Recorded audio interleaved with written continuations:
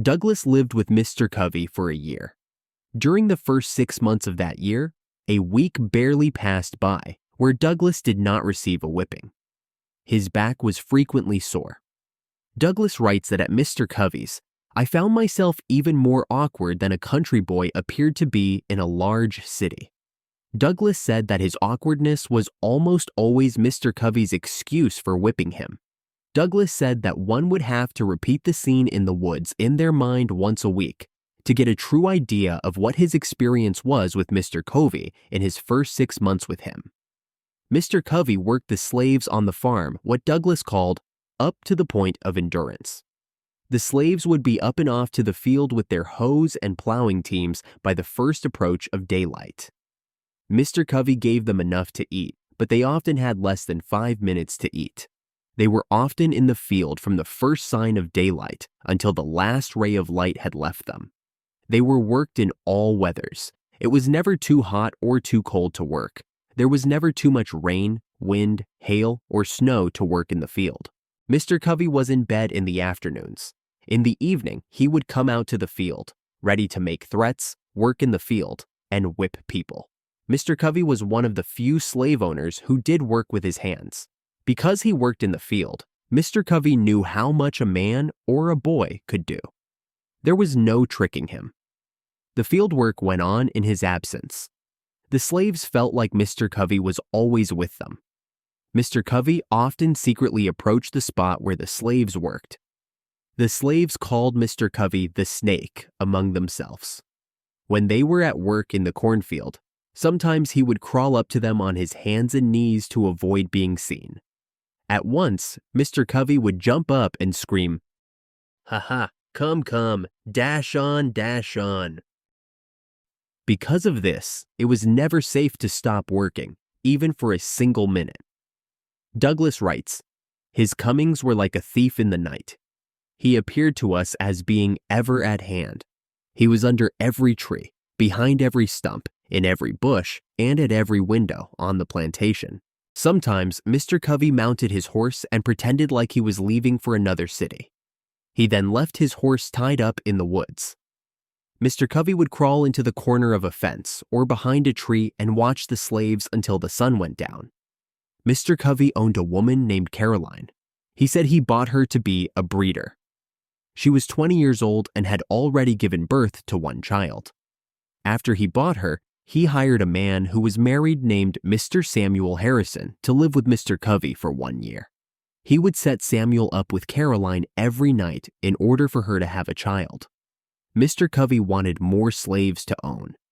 Douglass said that Caroline was miserable. At the end of the year, she gave birth to twins. Douglass said that one of the worst times of his life as a slave was during the first 6 months of his time with Mr. Covey.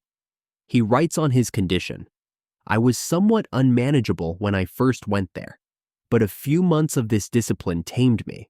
Mr. Covey succeeded in breaking me. I was broken in body, soul, and spirit. My natural elasticity was crushed, my intellect languished, the disposition to read departed, the cheerful spark that lingered about my eye died. The dark night of slavery closed in upon me, and behold, a man transformed into a brute." Sunday was Douglass's only leisure time. He spent these days finding shade under a tree, drifting between being asleep and awake. Sometimes Douglass thought about killing himself and killing Mr. Covey. He said he was prevented from this by a combination of hope and fear. On his days off, he would sit at the Chesapeake Bay. He poured his heart out to the boats moving off into the ocean.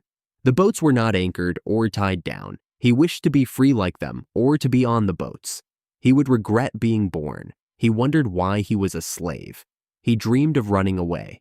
He thought, 100 miles straight north, and I am free. Try it? Yes.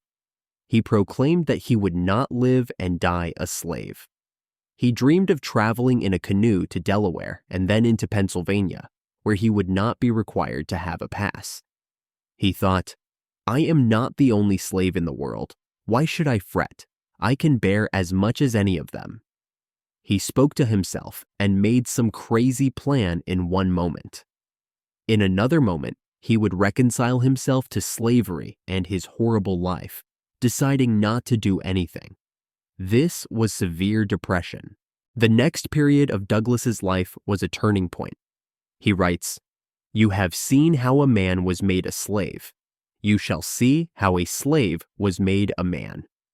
In 1834, on one of the hottest days of the month of August, Douglass and 3 other slaves, William Hughes, Bill Smith, and Eli, were fanning wheat. They were outside in a yard in the sun. They had to separate the seeds from the outer covering and straw. Douglass carried the wheat to the fan, which required a lot of strength, especially for one not used to this work. Mr. Covey told them that day if they finished the work an hour before sundown, then they would have an extra hour's rest. The slaves were working extra hard because they wanted to go fishing that day. This turned out to be one of the worst days of Douglass's life. At about 3 o'clock, the sun was burning hot and there was no breeze. Douglass was seized with a violent headache, had extreme dizziness, and started shaking. He prepared himself mentally to keep going, feeling that he could never stop working. He continued walking unsteadily, as if about to fall, for as long as he could. Then he could not stand any longer. He fell. When he was on the ground, he felt like he was held down by a heavy weight. The fanning machine, which separated the seeds from the wheat, stopped. Everyone needed to do their part for the machine to keep working. Nobody could do the work of another person. Mr. Covey, on hearing the fan stop, was about 100 yards away. He came immediately. Mr. Covey hurriedly asked what the matter was. Bill said that Douglass was sick and that there was nobody to bring wheat to the fan. Meanwhile, Douglass had crawled away under the fence. He tried to get relief by getting out of the sun. The heat and the dust rising from the fan overwhelmed him. The hunching that was necessary to carry the wheat and the hurrying caused the blood to rush to Douglass's head. Mr. Covey asked where Douglass was. One of the people working there told him. Mr. Covey came to the spot. Mr. Covey stood over Douglass for a while. He stared at Douglass. Mr. Covey asked what the matter was. Douglass told him as best as he could what was the problem, but he barely had any strength to speak. Mr. Covey then gave Douglass a hard kick in the side and yelled at him to get up. The kick gave a painful shock to Douglass's whole body. Douglass tried to get up, but in the middle of the attempt, fell. Mr. Covey kicked Douglass again. Mr. Covey told him to get up. Douglass stood at his feet. He tried to walk with his head and hunched over to pick up the tub that he was filling with wheat. He was moving too unsteadily and fell. Mr. Covey picked up a thin, narrow piece of wood and said, "If you have got the headache, I'll cure you." Mr. Covey hit Douglass hard on the head. The hit made a large wound. The blood ran freely. Again, Mr. Covey told Douglass to get up. Douglass made no reply. He decided that he was going to let Mr. Covey do his worst. A short time after being hit, Douglass's head felt better. At this moment, he decided to walk 7 miles to his master in St. Michael's to file a complaint and ask for his protection. There was little hope for Master Thomas to intervene and make things better, considering the way Master Thomas had treated Douglass's cousin Henny and the fact that Master Thomas starved his slaves. Douglass was hoping that Master Thomas would not want his property to be beat up and disfigured. Walking 7 miles was a hard task, considering how Douglass was weak from being kicked and hit in the head. He was also exhausted and sick from the labor. Douglass waited until Mr. Covey was looking in an opposite direction and then started for his master's house. This was a bold decision. If Douglass failed, the rest of his term of service with Mr. Covey was going to be made more difficult. Douglass got halfway across the field towards the woods. Mr. Covey realized he was gone, yelled, "Come back, come back." Mr. Covey made threats. The physical movement got his blood pumping. He started bleeding more heavily from his wound. Douglass made his way into the woods as fast as he could. Mr. Covey brought out his horse and saddled it, ready to pursue Douglass. Douglass thought he would be caught if he tried to take the road, so he kept to the woods. He kept far enough from the road to avoid being seen or heard, but close enough to the road to avoid getting lost. Douglass did not get far before he ran out of energy. He fell down. He laid there for a considerable amount of time. He said he suffered more than words can describe. The blood was still flowing from the wound on his head.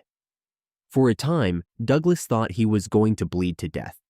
He believed that he would have bled to death, had it not been for the fact that his blood and hair tangled into a thick mass in a way that stopped the wound. After lying there for 45 minutes, he forced himself to get up. Douglass was likely still being pursued.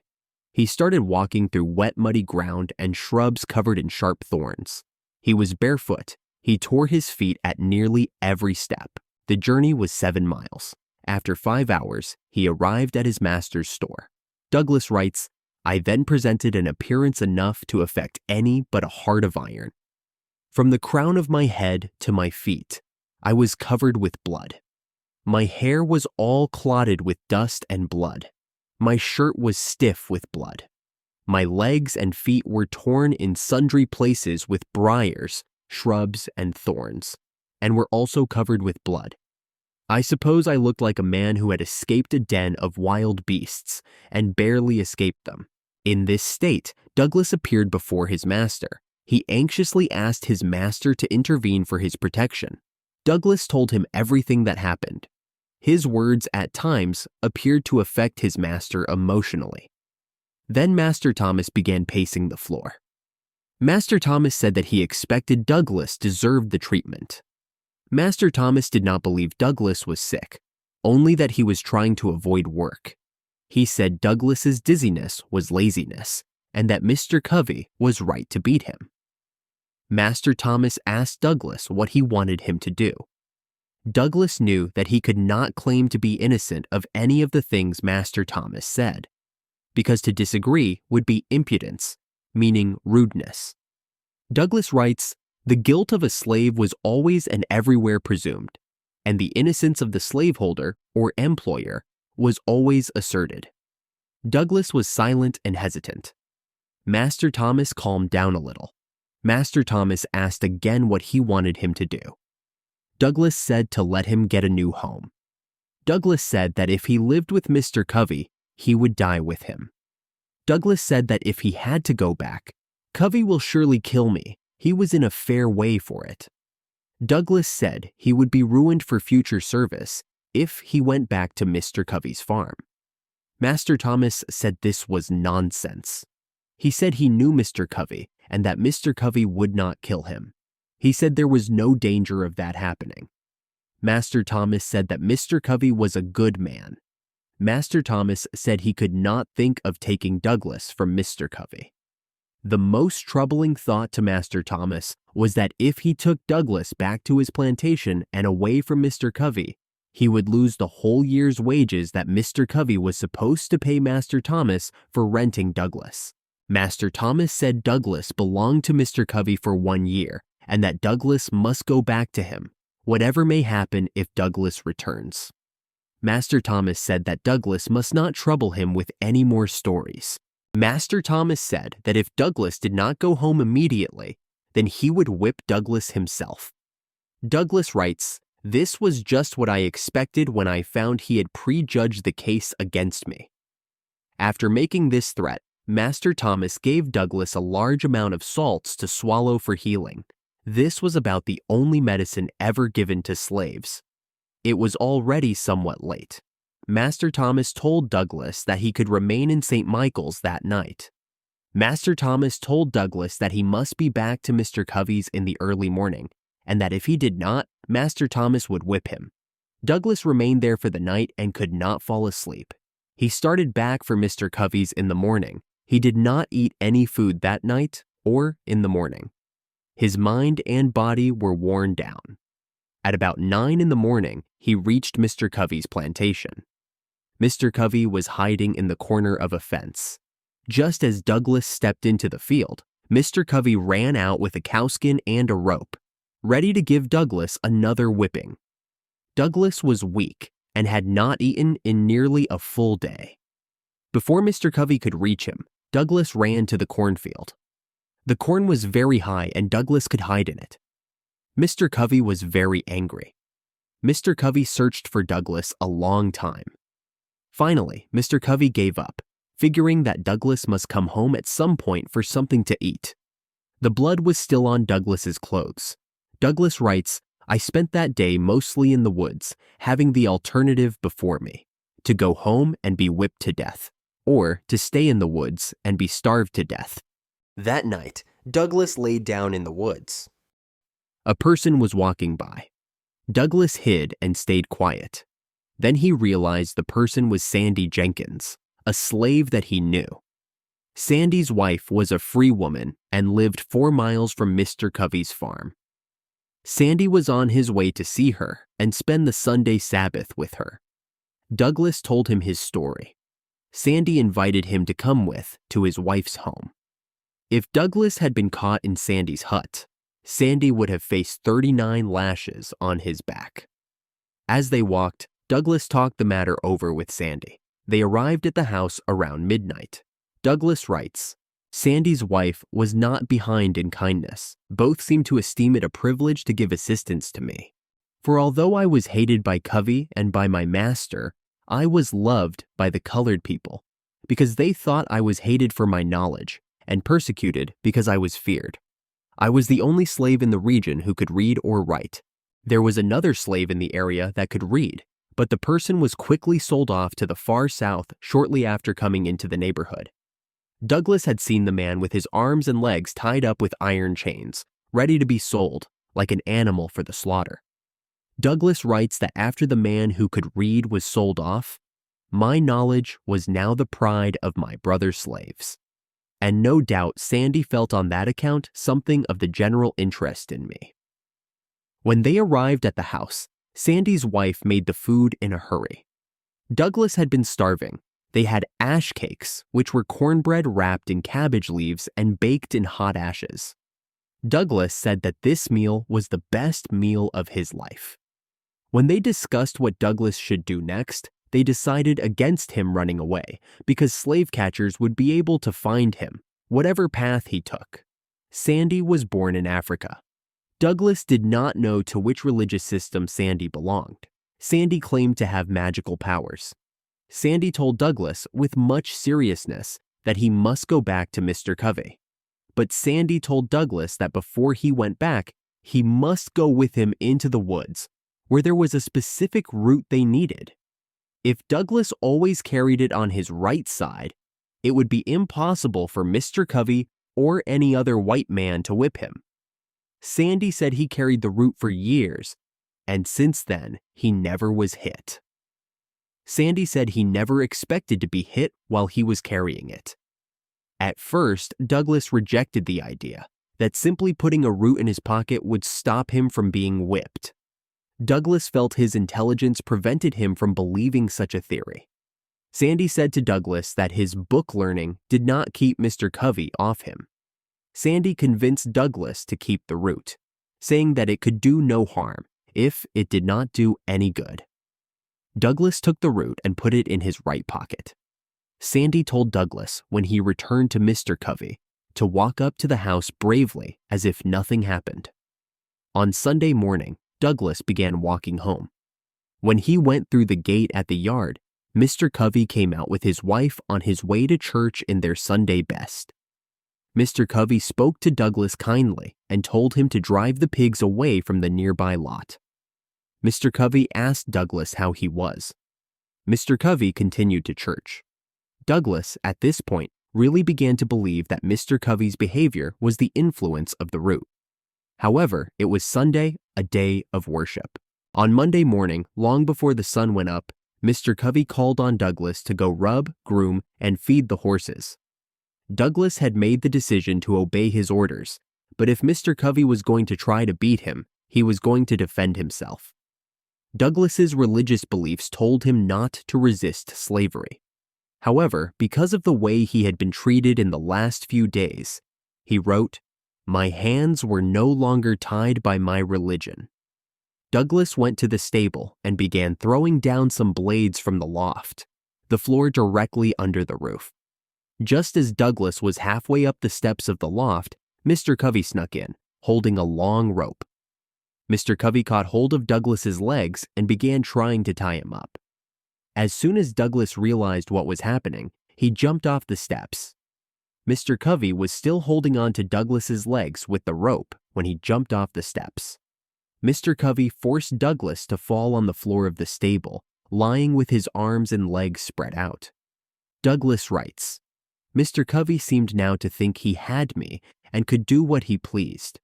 But at this moment, from where, came the spirit I don't know, I resolved to fight, and suiting my action to the resolution, I seized Covey hard by the throat, and as I did so, I rose. He held on to me, and I to him. My resistance was so entirely unexpected that Covey seemed taken all aback. He trembled like a leaf.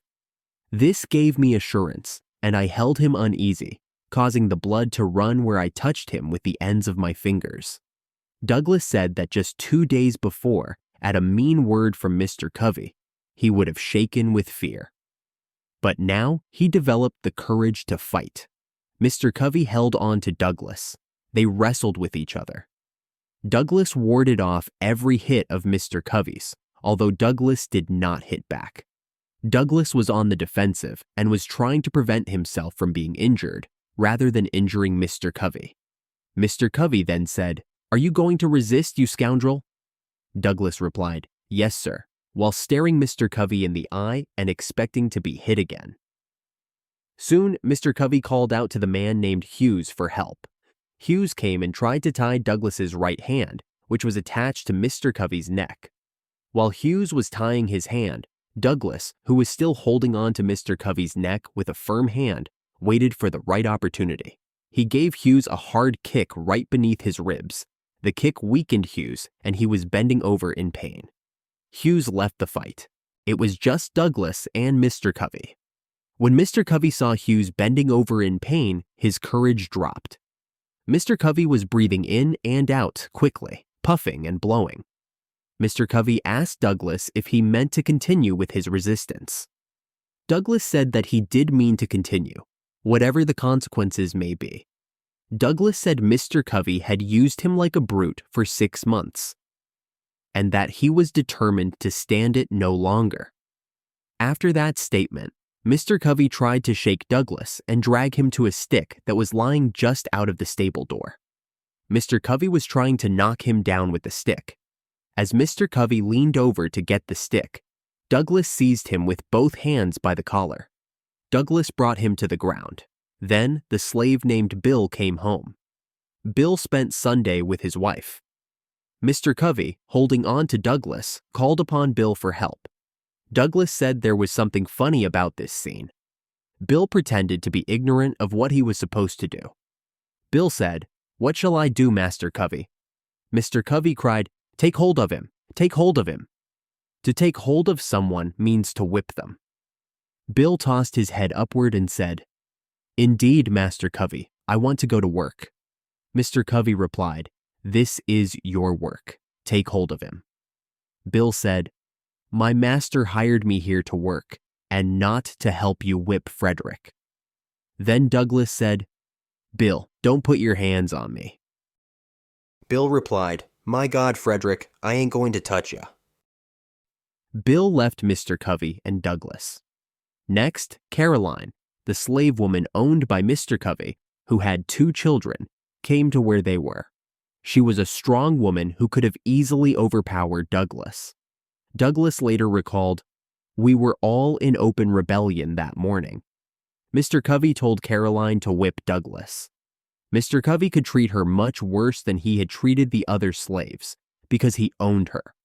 The man to whom Bill belonged did not allow his slaves to be beaten unless they were guilty of some crime which the law would punish.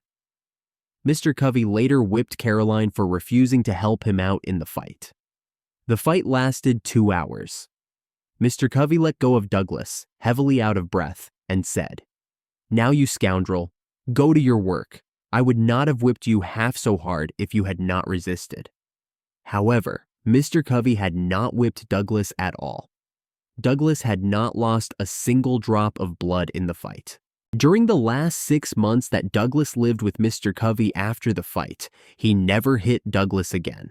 Sometimes Mr. Covey said he did not want to have to whip Douglass again. Douglass would then think to himself, "You had better not wish to get hold of me again, for you will be likely to come off worse in a second fight than you did in the first." Douglass writes, "This battle with Mr. Covey was the turning point in my career as a slave. It rekindled within me a sense of my own manhood. It recalled the departed self-confidence and inspired me again with a determination to be free. The gratification afforded by the triumph was a full compensation for whatever else might follow, even death itself. He only can understand the deep satisfaction which I experienced, who has himself repelled by force the bloody arm of slavery. I felt as I never felt before. It was a glorious resurrection from the tomb of slavery to the heaven of freedom. My long-crushed spirit rose, cowardice departed, bold defiance took its place, and I now resolved that however long I might remain a slave in form, the day had passed forever when I could be a slave in fact. I did not hesitate to let it be known of me that the white man who expected to succeed in whipping me must also succeed in killing me." Douglass also later wrote in the third autobiography about the fight, "I had reached the point at which I was not afraid to die." Douglass was 16 years old at this point in his life. For the remaining 4 years that Douglass lived as a slave, he got into several fights, but was never again whipped. The law of Maryland said that a slave who resisted their master was to be hanged. In other cases, the slave was publicly whipped as an example to other slaves. Douglass was surprised that these things did not happen to him. He gave an explanation. Mr. Covey enjoyed the most unbounded reputation for being a first-rate overseer and Negro breaker. It was of considerable importance to him. That reputation was at stake, and had he sent me, a boy about 16 years old, to the public whipping post, his reputation would have been lost. So to save his reputation, he suffered me to go unpunished. Because of Mr. Covey's reputation, he was able to rent slaves at cheap rates.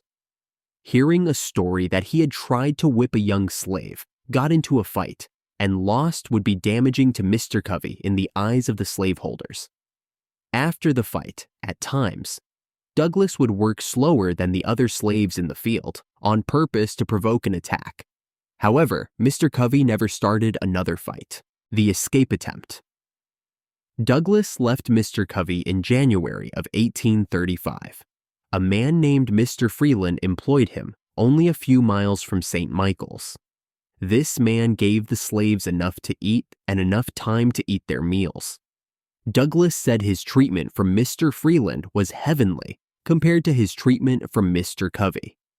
Douglass talked to other slaves about the advantages of intelligence compared with ignorance. He said that ignorance kept people in slavery. Douglass inspired them to learn how to read. They created a Sunday school. Some of the slaves on the neighboring farms found out and took advantage of the opportunity to learn to read. They found many used spelling books from their young masters or women head of households. Every Sunday, Douglass taught a class. When they started, nobody knew any letters. They tried to be as quiet as possible about it. They could be punished with 39 lashes for trying to learn how to read. They held the school at first in the woods behind Mr. Freeland's barn, in the shade of the trees. Then, a free black person who lived a few miles away allowed them to hold the school in a room at his house. Douglass kept up the school nearly the whole year that he lived with Mr. Freeland. People were enthusiastic about wanting to learn how to read. There were people of all ages, although it was mostly adults. At one time, there were over 40 people taking the class. Aside from the Sunday school, Douglass would spend 3 days a week during the winter teaching slaves how to read in their homes. Several of the people who came to the Sunday school learned how to read.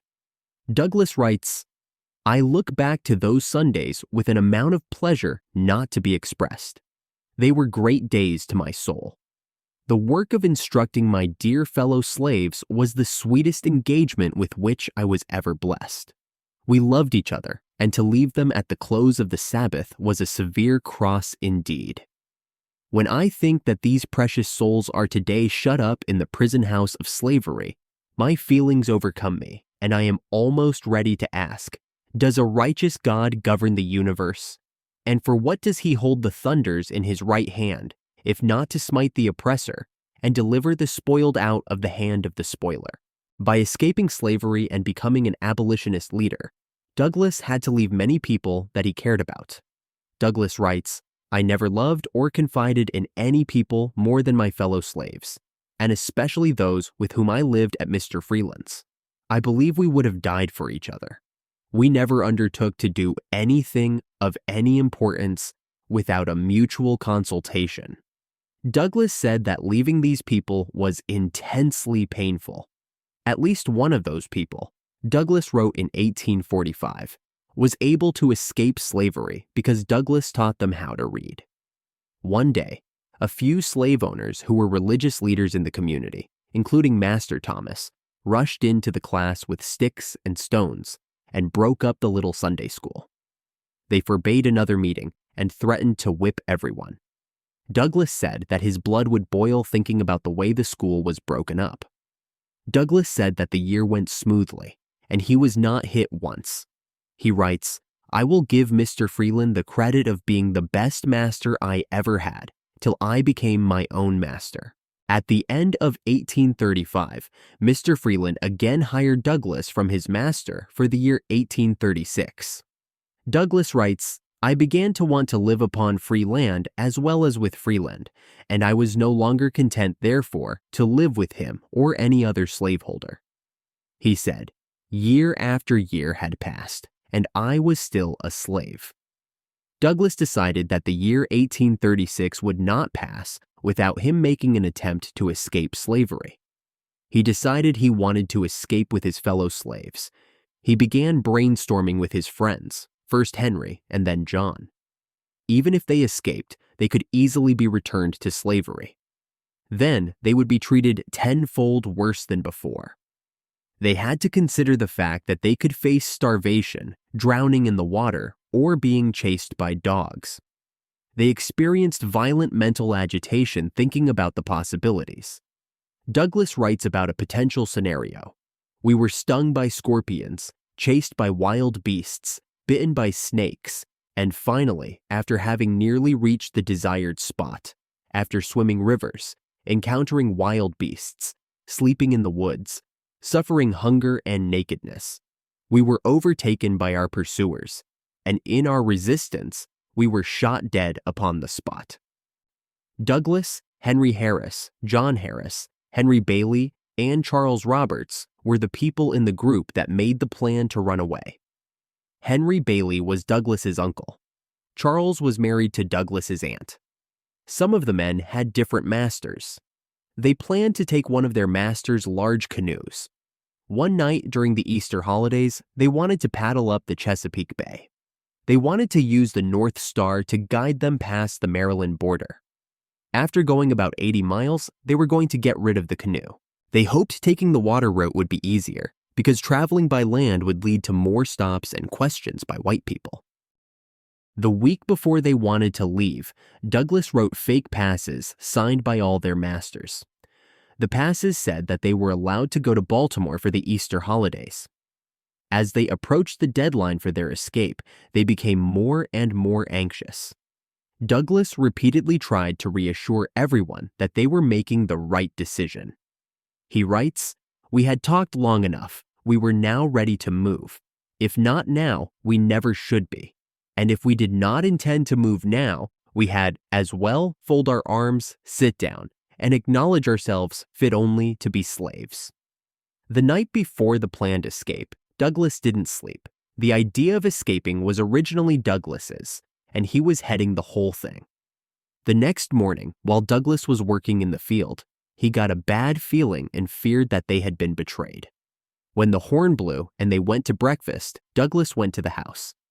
Just as he got there, he saw 4 white men on horseback. There were 2 black men tied behind them.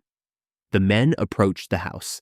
When Douglass answered the door, they grabbed him and tied his hands tightly together. The men told Douglass that he was in a difficult situation and that he was to be questioned before his master. If the information was false, Douglass was not to be hurt. Then the men tied up John. When they tried to tie up Henry, he shouted, "I won't." Two of the patrolmen pulled out their pistols. They swore that if he did not cross his hands to be tied up, they would kill him. Henry shouted, "Shoot me, shoot me. You can't kill me but once. Shoot, shoot, and be damned. I won't be tied." With one hit, Henry knocked both pistols out of the hands of the patrolmen. All four men jumped on him. They beat him. After struggling with Henry for a while, they tied him up. During the fight, Douglass secretively took out his fake pass he wrote and threw it in the fire. The slaves who were planning the escape were not all tied. They were to be taken to jail. Before they left, the mother of Douglass's master came to the house. She gave Henry and John biscuits. She looked at Douglass and said, "You devil, you yellow devil. It was you that put it into the heads of Henry and John to run away." The patrolmen were about to check for the fake passes at the moment that Henry fought back. The fight prevented the patrolmen from checking immediately. There was still no proof of an attempted escape. Douglass, both Henry's, John, and Charles were tied to the back of horses and dragged 15 miles to go to jail. On the way, one of the Henrys asked Douglass what he should do with his pass. Douglass told him to eat it with his biscuit. The men passed the word around, saying, "Oh, nothing." On the way to jail, the patrolmen questioned everyone about their plans to run away. The men denied everything. It was unknown who told the slave owners about their plan. When they made it to jail, the sheriff put Henry Harris, John and Douglass in one cell, and Charles and Henry Bailey in another. After being in jail for 20 minutes, slave traders came in and asked if the men were for sale. The slave traders laughed, smiled, and said, "Ah, my boys, we have got you, haven't we?" The slave traders began making fun of Douglass and everyone. Then the slave traders studied them, trying to figure out their worth. The slave traders asked Douglass and everyone if they would like to have them as their masters. When the men did not reply, the slave traders began swearing and saying that they could get rid of the devil in the slaves if they owned them. After the holidays were over, Mr. Freeland and another master came to the jail and took John, both Henry's and Charles, out of jail. The masters brought them all home except Douglass. Douglass thought that he was for sure going to be sold south. After remaining in prison for a week, Douglass's master, Captain Auld, came and took Douglass out of jail. Captain Auld began speaking with another man about selling Douglass south into slavery in Alabama. Through a stroke of good fortune, Captain Auld changed his mind. Captain decided to send Douglass back to Baltimore to live with his brother Hugh. After being gone 3 years, Douglass returned to his home in Baltimore. Captain Auld sent Douglass away because white people in their community were angry with Douglass. Captain Auld was afraid Douglass was going to be killed. In Baltimore, Master Hugh hired Douglass out to work on building ships. Life in the North. In the beginning of 1838, Douglass said that he grew restless. He felt that if he failed to escape this time, he would certainly be a slave for the rest of his life. He said, "On the 3rd day of September, 1838, I left my chains and succeeded in reaching New York without the slightest interruption of any kind." Douglass did not give any details of his escape in his first autobiography because he did not want to give slave owners clues as to how other slaves could escape slavery in the future. When in the North, Douglass faced many experiences that were similar to an undocumented immigrant in America today. He writes, "I felt like one who had escaped a den of hungry lions. This state of mind, however, very soon subsided, and I was again seized with a feeling of great insecurity and loneliness. I was yet liable to be taken back and subjected to all the tortures of slavery. This in itself was enough to damp the ardor of my enthusiasm. But the loneliness overcame me. There I was in the midst of thousands, and yet a perfect stranger, without home and without friends, in the midst of thousands of my own brethren, children of a common father, and yet I dared not to unfold to any one of them my sad condition.